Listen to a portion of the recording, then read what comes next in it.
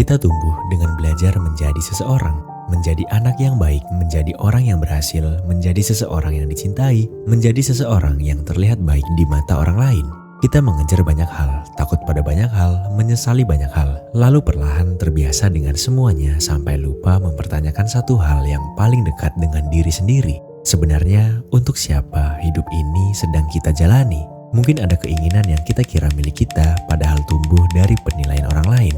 Mungkin ada ketakutan yang selama ini kita anggap sebagai bagian dari diri kita. Mungkin ada masa lalu yang masih diam-diam menentukan cara kita menjalani hari ini. Kalau suatu hari hidup lu ternyata tidak pernah menjadi seperti yang lu bayangkan, apakah lu masih akan menganggap hidup itu layak dijalani? Di kesempatan kali ini, kita akan berjalan melalui 5 pertanyaan. Bukan untuk menemukan jawaban, tetapi untuk berhenti sejenak dan melihat kembali hidup yang selama ini kita jalani. Mungkin setelahnya ada sesuatu tentang diri lu yang mulai terlihat berbeda. Dan mungkin itulah langkah pertama untuk lebih bisa mengenal diri sendiri. Dan yang ingin menjawab atau berdiskusi tentang 5 pertanyaan ini bisa dituliskan di kolom komentar.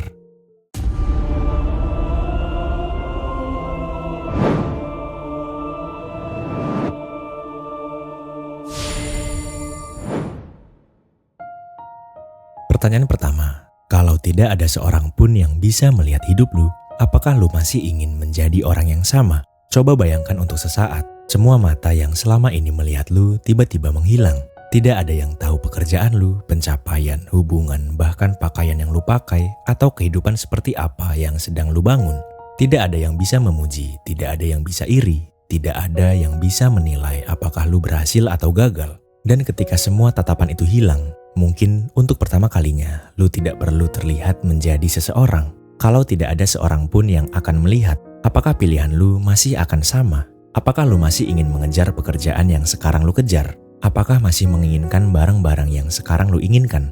Apakah masih mempertahankan hubungan yang sekarang lu jalani? Atau sebagian dari semua itu selama ini bukan hanya tentang apa yang lu inginkan, tetapi tentang bagaimana lu ingin dilihat? Kita hidup di dunia yang terus memberitahu seperti apa seseorang seharusnya terlihat. Sukses punya bentuknya sendiri, bahagia punya bentuknya sendiri, bahkan kegagalan pun punya bentuknya sendiri. Dan tanpa sadar, kita mulai membentuk diri berdasarkan tatapan tersebut. Kita memilih sesuatu bukan hanya karena kita menyukainya, tetapi karena sesuatu itu membuat kita merasa lebih berharga. Kita mengejar pencapaian bukan hanya karena pencapaian itu berarti, tetapi karena kita ingin diakui setelah mendapatkannya. Sartre pernah mengatakan bahwa manusia pertama-tama ada, lalu mendefinisikan dirinya melalui pilihan-pilihannya. Kita terus membentuk diri lewat apa yang kita pilih. Tapi ada satu persoalan, berapa banyak dari pilihan itu yang benar-benar kita pilih sendiri? Karena mungkin kita ingin kaya karena sejak kecil kita belajar bahwa kaya berarti berhasil. Kita ingin terlihat menarik karena dunia mengajarkan bahwa penampilan menentukan nilai. Kita ingin memiliki pasangan karena kesendirian dianggap menyedihkan. Kita ingin sukses sebelum usia tertentu karena takut dianggap tertinggal. Lama-kelamaan, suara dunia itu menjadi begitu keras sampai kita tidak lagi bisa membedakannya dari suara kita sendiri. Carl Jung menyebut salah satu wajah yang kita gunakan ketika berhadapan dengan dunia sebagai persona. Wajah ini bukan sesuatu yang sepenuhnya palsu, kita semua membutuhkannya. Kita memiliki cara yang berbeda ketika bersama keluarga, teman, pasangan, atau ketika bekerja. Tapi ketika kita terlalu lama hidup melalui wajah itu, kita bisa lupa bahwa ia hanyalah bagian dari diri kita. Kita ingin terlihat kuat sampai lupa bagaimana rasanya mengakui bahwa kita sedang tidak baik-baik saja. Kita ingin diterima sampai tidak lagi tahu apakah kehidupan yang kita jalani memang kita inginkan, atau hanya kehidupan yang berhasil membuat orang lain menerima kita. Mungkin pertanyaan ini bukan tentang meninggalkan semua yang sekarang lu miliki. Coba lihat hidup lu dari tempat yang sedikit berbeda. Kalau tidak ada seorang pun yang bisa melihat hidup lu, bagian mana yang masih akan lu pertahankan? Apa yang masih berarti ketika tidak ada yang bisa mengaguminya? Apa yang masih ingin lu lakukan ketika tidak ada seorang pun yang akan tahu bahwa lu melakukannya? Dan ketika semua suara dari luar akhirnya diam, apakah lu masih bisa mendengar suara lu sendiri? Pertanyaan kedua, berapa banyak dari keinginan lu yang benar-benar berasal dari diri lu sendiri? Kita bisa berkata, gua mau sukses, gua mau kaya, gua mau punya rumah, gua mau punya pasangan, gua mau hidup bebas. Tapi dari mana semua keinginan itu datang? Kapan pertama kali lu menginginkannya? Dan apakah lu pernah benar-benar memilih untuk menginginkannya? Sejak kecil, kita hidup di tengah banyak definisi tentang kehidupan yang dianggap berhasil. Kita diberitahu seperti apa pekerjaan yang bagus, pasangan yang ideal, rumah yang layak, dan seseorang yang pantas disebut sukses. Kita mendengarnya dari keluarga, sekolah, teman, budaya, film, internet, sampai layar yang hampir setiap hari ada di tangan kita. Sedikit demi sedikit, semua itu masuk ke kepala kita, sampai akhirnya kita mulai menyebutnya sebagai keinginan pribadi. Padahal mungkin sebagian dari keinginan kita tidak pernah benar-benar kita ciptakan sendiri. Kita hanya belajar untuk menginginkannya. Rene Girard menyebutnya sebagai mimetic desire. Keinginan yang seringkali terbentuk karena kita melihat orang lain menginginkan sesuatu. Kita melihat teman mendapatkan pekerjaan yang bagus, lalu pekerjaan kita terasa tidak cukup. Kita melihat seseorang menikah, lalu mulai bertanya, kenapa hidup kita belum sampai di sana? Kita melihat seseorang membeli sesuatu, lalu tiba-tiba merasa hidup kita juga membutuhkannya. Padahal beberapa menit sebelumnya, mungkin kita baik-baik saja. Tidak ada yang berubah dalam hidup kita. Yang berubah hanya apa yang sekarang kita lihat. Dan mungkin yang lebih aneh adalah ketika kita akhirnya mendapatkan sesuatu yang kita kejar, kepuasan seringkali tidak bertahan lama. Arthur Schopenhauer melihat keinginan manusia dengan sangat pesimistis. Ketika kita belum mendapatkan sesuatu, kita merasa kekurangan. Ketika akhirnya mendapatkannya, kepuasan itu hanya sebentar sebelum muncul keinginan yang lain. Kita terus bergerak, bukan karena kita benar-benar tahu kemana harus pergi, tetapi karena berhenti terasa seperti kehilangan sesuatu. Tapi mungkin masalahnya bukan pada keinginan itu sendiri. Mungkin yang perlu kita pertanyakan adalah siapa yang sedang berbicara ketika kita berkata, "Gua mau ini." Karena ada keinginan yang lahir dari rasa ingin tahu, ada yang berasal dari cinta, ada yang muncul karena kita ingin bertumbuh, tapi ada juga yang lahir dari rasa takut, dari kebutuhan untuk membuktikan sesuatu, dari keinginan untuk merasa cukup, atau hanya karena kita tidak ingin merasa tertinggal. Dari luar semuanya terlihat sama. Kita hanya mendengar satu kalimat, "Gua pengen." Tapi kenapa? Kenapa lu ingin pekerjaan itu? Kenapa lu ingin uang sebanyak itu? Kenapa lu ingin terlihat seperti itu? Kenapa lu ingin hidup seperti orang tersebut? Dan kalau tidak ada seorang pun yang akan pernah tahu bahwa lu berhasil mendapatkannya, apakah lu masih menginginkannya? Karena ada perbedaan antara ingin memiliki sesuatu dan ingin dilihat sebagai seseorang yang memiliki sesuatu. Lu bisa mengejar uang karena uang memberi lu kebebasan, tapi lu juga bisa mengejarnya karena ingin membuktikan kepada seseorang bahwa lu tidak gagal. Lu bisa mengejar pendidikan karena memang ingin belajar, tapi bisa juga karena ingin merasa lebih berharga. Lu bisa ingin dicintai karena ingin berbagi hidup dengan seseorang, tapi bisa juga karena takut menghadapi kesendirian. Semuanya terasa seperti keinginan yang sama ketika berada di dalam kepala kita. Padahal mungkin sumbernya berbeda. Dan mungkin kita tidak akan pernah bisa memiliki keinginan yang sepenuhnya bebas dari pengaruh dunia. Kita dibentuk oleh keluarga, lingkungan, budaya, pengalaman, bahkan zaman tempat kita hidup. Jadi, seberapa sadar gua terhadap dari mana keinginan itu berasal? Karena ketika kita mulai melihat asalnya, mungkin kita akan menemukan sesuatu yang selama ini tidak kita sadari. Bahwa ada hal-hal yang kita kejar bukan karena benar-benar kita inginkan, tetapi karena kita takut tertinggal. Pertanyaan ketiga, kalau kegagalan lu tidak akan pernah diketahui siapapun, apa yang sebenarnya masih lu takutkan? Coba bayangkan sebuah kegagalan yang benar-benar tidak meninggalkan jejak. Lu mencoba sesuatu, lu gagal, tidak ada yang tahu, tidak ada yang mentertawakan, tidak ada yang kecewa, tidak ada yang bertanya kenapa lu tidak berhasil. Besoknya, semua orang tetap menjalani hidup mereka seperti biasa. Tapi anehnya, mungkin lu tetap merasa takut. Kalau tidak ada penilaian orang lain, sebenarnya apa yang membuat kegagalan begitu menakutkan? Mungkin karena kegagalan bukan hanya tentang sesuatu yang tidak berhasil. Kegagalan bisa terasa seperti ancaman terhadap cara kita melihat diri sendiri. Kalau selama ini lu percaya bahwa lu pintar, ketika lu gagal, yang sakit bukan hanya hasilnya. Ada bagian dari diri lu yang mulai bertanya, jangan-jangan gua memang tidak sepintar itu. Kalau lu percaya bahwa lu kuat, satu kekalahan bisa membuat lu merasa lemah. Dan kalau lu percaya bahwa lu harus berhasil, kegagalan terasa bukan lagi seperti sebuah peristiwa, tetapi seperti sebuah bukti tentang siapa diri lu sebenarnya. Epictetus, salah satu tokoh Stoik, pernah menulis bahwa manusia tidak semata-mata terganggu oleh apa yang terjadi, tetapi juga oleh penilaian yang kita buat terhadap apa yang terjadi.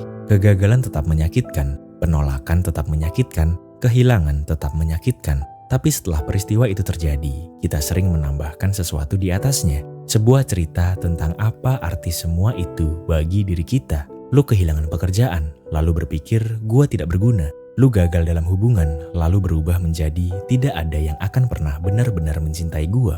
Lu gagal mencapai sesuatu yang sudah dikejar bertahun-tahun, lalu mulai percaya, mungkin gua memang tidak mampu. Satu peristiwa kemudian berubah menjadi kesimpulan tentang seluruh diri kita.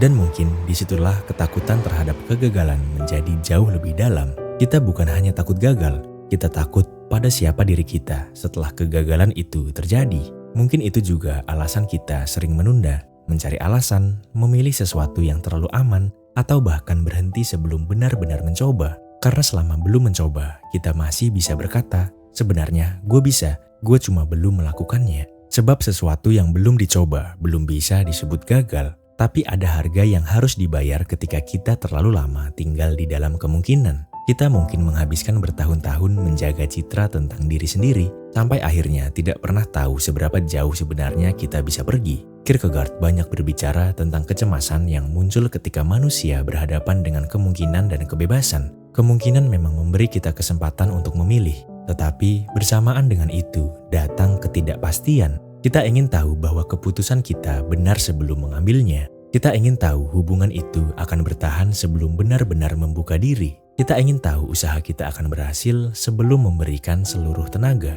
Tapi kehidupan hampir tidak pernah memberikan kepastian seperti itu. Kita memilih sambil takut, kita bergerak sambil tidak tahu hasil akhirnya. Jadi, kalau tidak ada seorang pun yang akan tahu bahwa lu gagal, tidak ada reputasi yang perlu diselamatkan, tidak ada citra yang perlu dipertahankan, tidak ada orang yang perlu dibuat kagum, tidak ada siapa-siapa yang sedang menunggu untuk menilai lu, hanya ada lu dan diri lu sendiri. Dan mungkin disitulah pertanyaan ini benar-benar menjadi sulit. Kalau lu gagal, apakah lu masih bisa menerima diri lu sendiri? Karena mungkin yang paling kita takutkan bukan dunia mengetahui bahwa kita gagal. Mungkin yang kita takutkan adalah ketika semua suara dari luar akhirnya diam. Dan kita sendiri mulai percaya bahwa kita memang tidak cukup. Tapi kalau begitu, kenapa kita memberikan keberhasilan kekuatan sebesar itu untuk menentukan nilai diri kita? Siapa yang pertama kali mengajarkan kepada kita bahwa gagal membuat seseorang menjadi lebih rendah? Dan kenapa kita merasa harus selalu berhasil untuk merasa bahwa hidup kita berharga? Pertanyaan keempat, jika lu bisa menghapus satu bagian dari masa lalu, apakah lu benar-benar akan melakukannya? Mungkin ada satu hal yang langsung muncul di kepala lu. Seseorang yang pernah menyakiti lu, sebuah keputusan yang seandainya bisa diulang, mungkin akan lu pilih dengan cara berbeda. Sebuah hubungan yang berakhir buruk, sebuah kesempatan yang terlewat, atau mungkin satu versi diri lu sendiri yang ingin sekali lu tinggalkan. Kalau malam ini ada kesempatan untuk menghapus semuanya, mungkin kita akan mengambilnya tanpa berpikir dua kali. Tidak perlu lagi mengingat, tidak perlu lagi menyesal, tidak perlu lagi bertanya seandainya waktu itu. Tapi coba berhenti sebentar. Kalau bagian itu benar-benar hilang, apakah diri lu yang sekarang masih akan menjadi diri yang sama?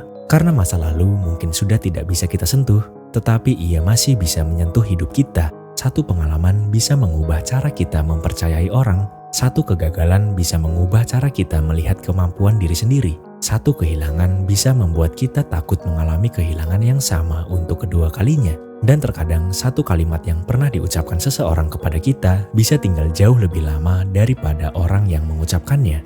Joan Didion pernah menulis, kita menceritakan kisah kepada diri sendiri agar bisa menjalani hidup. Kita berkata, gua jadi seperti ini karena dulu gua diperlakukan seperti itu. Gua susah percaya orang karena dulu gua pernah dikhianati. Gua harus berhasil karena dulu gua pernah diremehkan. Cerita-cerita itu membantu kita memahami diri sendiri, membuat sesuatu yang kacau terasa lebih masuk akal. Tapi ada sesuatu yang perlu kita waspadai. Karena cerita yang awalnya membantu kita memahami diri sendiri, perlahan bisa berubah menjadi cara untuk mengurung diri sendiri. Kita mulai berkata, gua memang seperti ini, bukan lagi dulu gua mengalami ini. Ada perbedaan besar di antara keduanya. Yang satu menceritakan pengalaman, yang lain menjadikannya identitas. Dan mungkin itu sebabnya masa lalu begitu rumit. Kita tidak bisa mengubah apa yang sudah terjadi, tetapi kita terus membawa maknanya ke hari ini. Tentu saja menerima masa lalu bukan berarti mengatakan bahwa semua yang terjadi adalah sesuatu yang baik. Tidak semua luka adalah pelajaran. Tidak semua kehilangan membuat kita lebih kuat.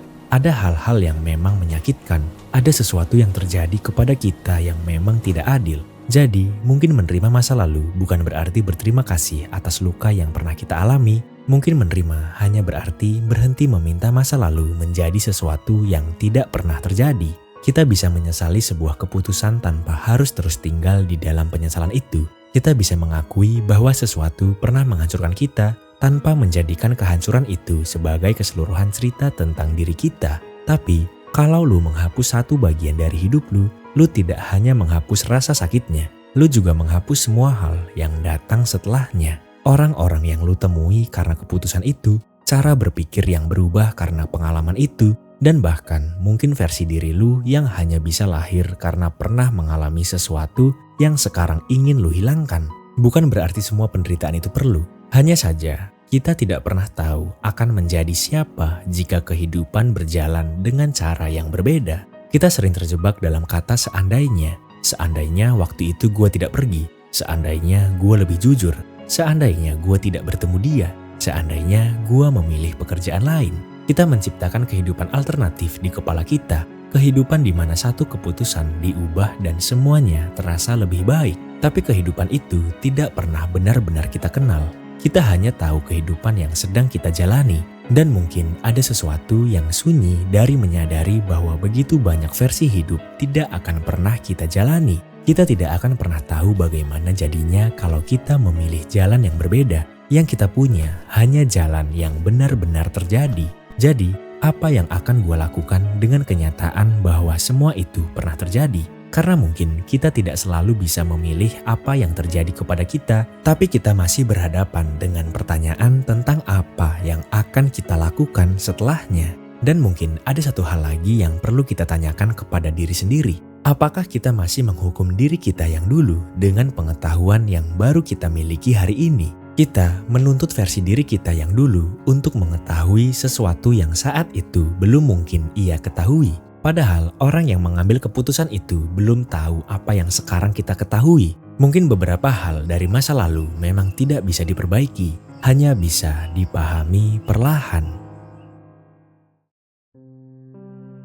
Pertanyaan terakhir, pertanyaan kelima. Jika hari ini lu mengetahui bahwa hidup lu tidak akan pernah menjadi seperti yang lu bayangkan, apakah lu masih menganggap hidup lu layak dijalani? Bayangkan lu mendapatkan kepastian tentang masa depan. Bukan kabar baik, bukan kehidupan yang sempurna. Justru sebaliknya, lu tahu beberapa hal yang selama ini lu impikan tidak akan pernah terjadi. Pekerjaan yang lu bayangkan mungkin tidak pernah lu miliki. Hubungan yang selama ini lu tunggu mungkin tidak pernah datang. Ada seseorang yang mungkin tidak akan kembali. Ada tujuan yang mungkin tidak pernah berhasil lu capai. Dan hidup lu pada akhirnya mungkin akan terlihat sangat berbeda dari gambaran yang selama ini ada di kepala lu. Kalau semua itu sudah lu ketahui dari sekarang, apakah kehidupan lu masih memiliki alasan untuk dijalani? Sejak kecil, kita sering belajar melihat hidup sebagai sesuatu yang bergerak menuju suatu titik. Kita sekolah untuk masa depan, kuliah untuk masa depan, bekerja untuk masa depan, menabung untuk masa depan. Kita berkata, nanti kalau gue sudah berhasil, nanti kalau uang gue cukup, nanti kalau gue ketemu orang yang tepat, nanti kalau semua masalah ini selesai. Seolah-olah kehidupan yang sekarang hanyalah perjalanan menuju kehidupan yang sebenarnya. Tapi tidak ada yang menjamin bahwa masa depan akan datang sesuai dengan apa yang kita bayangkan. Kita bisa merencanakan, bisa berusaha, bisa memperhitungkan. Tapi tetap ada begitu banyak hal yang berada di luar kendali kita. Albert Camus memulai The Myth of Sisyphus dengan pertanyaan yang sangat mendasar tentang apakah hidup layak dijalani. Bagi kamu, ada jarak antara apa yang kita harapkan dari kehidupan dan apa yang sanggup diberikan kehidupan kepada kita. Kita ingin semuanya masuk akal, kehidupan kadang tidak. Kita ingin usaha selalu sebanding dengan hasil, tidak selalu. Kita ingin mencintai tanpa kehilangan, kita tahu itu mustahil. Dan mungkin salah satu sumber kekecewaan terbesar manusia adalah ketika kita terus mengukur kehidupan nyata menggunakan gambaran yang kita buat sendiri. Kita membuat cetak biru tentang seperti apa hidup yang baik. Lalu ketika kenyataan tidak sesuai dengan gambaran itu, kita merasa kehidupan telah gagal memenuhi janji. Tapi siapa yang sebenarnya pernah membuat janji itu? Siapa yang mengatakan bahwa pada usia tertentu lu harus sudah memiliki semuanya? Siapa yang mengatakan bahwa hidup yang baik harus berjalan lurus? Dan siapa yang mengatakan bahwa semua mimpi harus terwujud agar kehidupan memiliki arti? Mungkin selama ini kita tidak sedang membenci kehidupan. Mungkin kita hanya sedang berduka karena kehidupan tidak sesuai dengan bayangan kita tentang kehidupan. Dan keduanya itu berbeda. Karena kita tetap boleh punya mimpi, tetap boleh mengejar sesuatu, tetap boleh menginginkan perubahan. Tapi mungkin ada perbedaan antara berusaha mendapatkan sesuatu dan menjadikan sesuatu sebagai syarat agar kita mau menghargai hidup kita sendiri. Kalau nilai kehidupan kita sepenuhnya bergantung pada hasil, maka setiap kegagalan akan terasa seperti kehilangan alasan untuk hidup. Kita tidak lagi menjalani kehidupan. Kita hanya menunggu hasil yang kita anggap akan membenarkan keberadaan kita. Kamu membawa kita pada gambaran Sisyphus, manusia yang terus mendorong batu ke atas gunung hanya untuk melihatnya kembali jatuh.